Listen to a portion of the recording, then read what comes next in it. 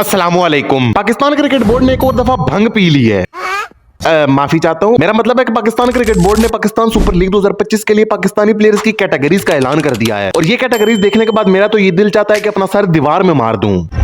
मगर क्यों?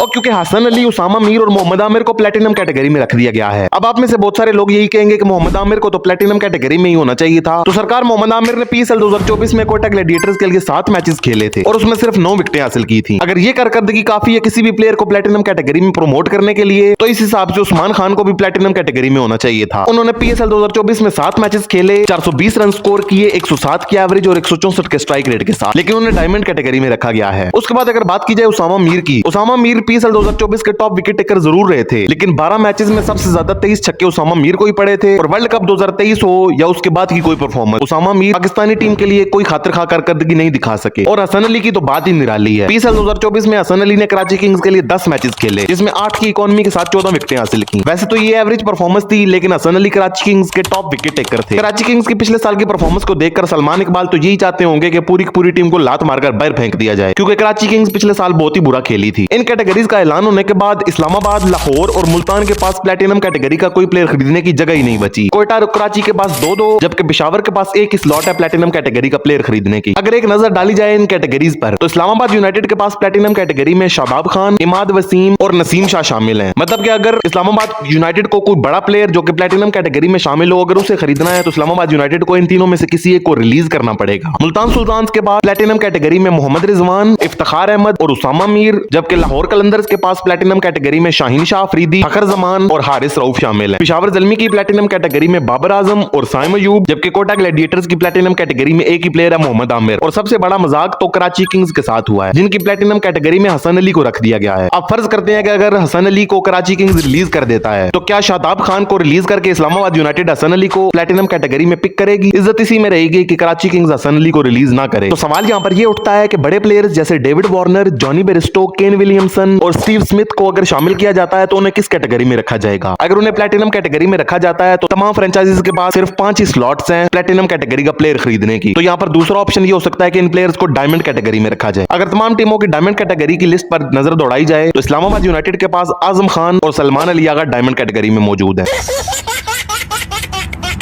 नहीं यार, हंस क्यों रहे हो? सलमान अली आगा पाकिस्तानी टीम का वाइस कैप्टन है, तो इस हिसाब से डायमंड कैटेगरी में उसकी जगह ठीक ठीक ही है।